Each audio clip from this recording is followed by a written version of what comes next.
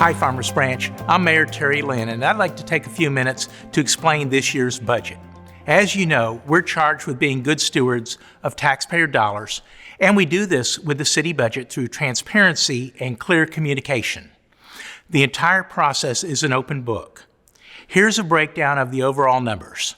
The proposed budget of $186.8 million is on the city's website and is an excellent resource to reference.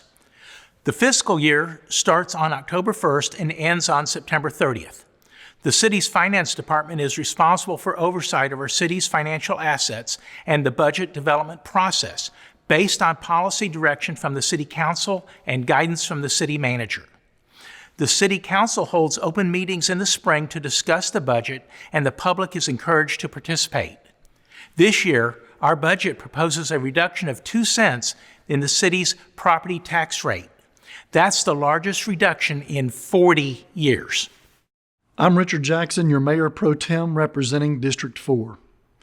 One important facet of the budgeting process is planning for future revenues and expenses.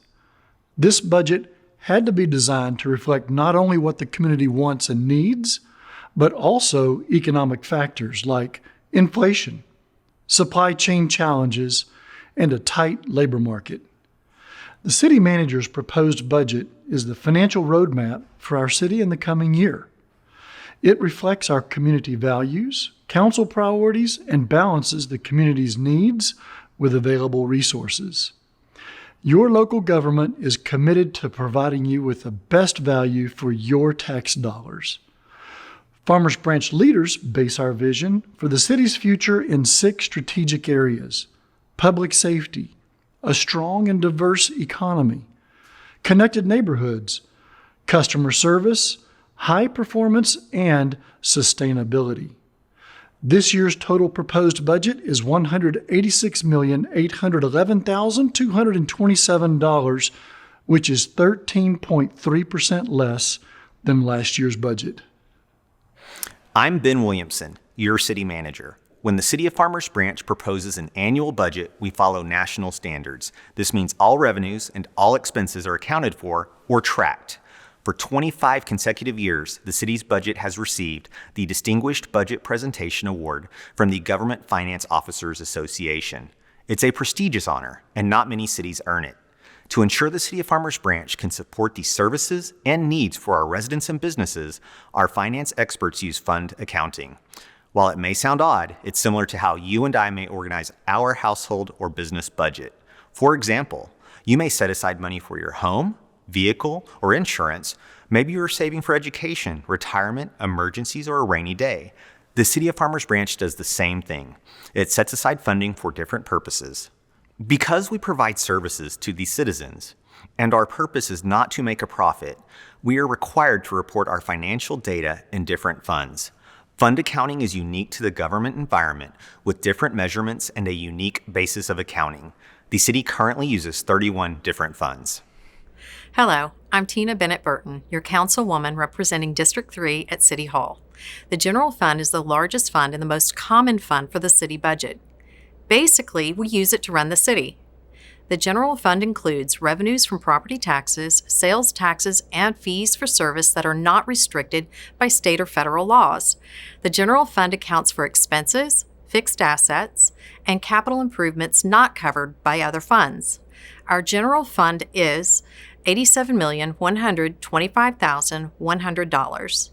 The general fund supports most of the city's services: 24-hour police protection, 24-hour fire protection, 24-hour ambulance, street maintenance, lighting maintenance, library services, parks, trails and ball fields, animal control, refuse services and public health, building inspections and code enforcement. Now, let's explain our other major funds. Hello, Farmers Branch. I'm David Merritt, representing District 5. Our enterprise funds account for $30.9 million and represent self-supporting funds that charge a fee for the service provided, including water, sewer, and stormwater utilities. Again, it's important to note that these funds do not carry any debt and are self-sustaining. Most of the fees associated with these funds cover pass-through costs from the City of Dallas Utilities for water and the Trinity River Authority for wastewater treatment. On a daily average, we treat 5 million gallons of wastewater and deliver up to 10 million gallons of consumable water. To maintain the integrity of the water infrastructure system, this budget proposes returning to the previous residential base water rate of $21.99 for the first 2,000 gallons of water per month. Hi everyone, I'm Martin Baird, Councilman for District 2. The Capital Improvement Program, or CIP Fund, details major capital spending plans during the next 7 years, along with pay-as-you-go funding for major new facilities and public improvements, such as streets or basically any assets that are used in the operations and that have initial useful lives extending beyond a single reporting period. Putting this in terms that relate to our citizens, a house is a capital asset. This budget includes $39.6 million for capital improvement projects. The most significant portion will be the construction of the Dallas Stars multi-sport facility with self-supporting debt funding of $24.2 million. Some of the other projects included in the multi-year CIP funds are drainage improvement projects, utility replacement, and street revitalization and trails. Hello, everyone. I'm Omar Roman, your Deputy Mayor Pro Tem representing District 1.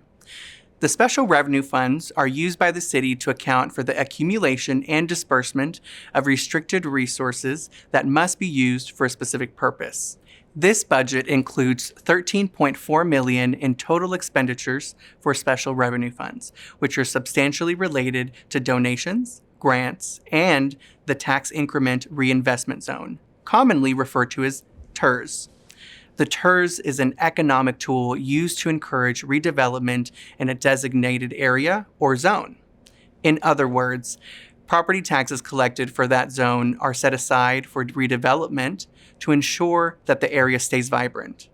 40% of the TIRZ is used to pay for a rebate on Public Improvement District Assessment, or PID, on the west side. The Hotel Motel Fund is a great example of a special revenue fund. It is designed to account for the accumulation of hotel and motel tax assessment fees levied by the city. This revenue is designed to enhance and promote tourism and the convention and hotel industry. The specific guidelines for expenditure are set forth in the Texas Tax Code, Chapter 351. The City Council is also considering a new fee for the Special Revenue Fund, specifically for landfill closure and post-closure. The fee will help offset the cost of trash, bulk, and recycling, allowing the city to better prepare for the required future closure and post-closure cost of Camelot landfill. The proposed fee is $5 for twice-a-week trash pickup and $2.50 for seniors and once-a-week trash pickup. Hello, I'm your Chief of Police, Kevin McCoy. Internal service funds, as you might assume, account for internal services such as the city's entire fleet management, including police and fire vehicles, plus facilities management and the employee health insurance plan. We have $10.9 million total in proposed expenditures. Hi, everyone. I'm Daniel Latimer, your fire chief. Here in Farmers Branch, employee salaries for police, fire, public works, culture and recreation, and general government make up 53.9% of the total general fund budget, which is very low for a service organization. The City Council is considering the addition of 7 new full-time positions to provide effective and efficient services to our residents. 5 of these positions are for the public safety departments, 1 position for IT, and 1 for parks. The city has implemented pay plan adjustments to attract, recruit, and retain quality talent. These adjustments include possible pay raises of 6% to the public safety departments and 3% to the city staff. The Debt Service Fund sets money aside to pay for principal and interest related to the city's long-term project obligations. For homeowners, an example of debt services would be the interest paid on your mortgage.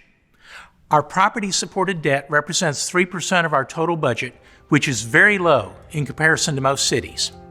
Thank you for allowing us to explain the most important elements of this year's budget. We truly hope this gives you a better understanding of its basic structure and how we put it together. The staff and council are proud of it, and we hope you are as well.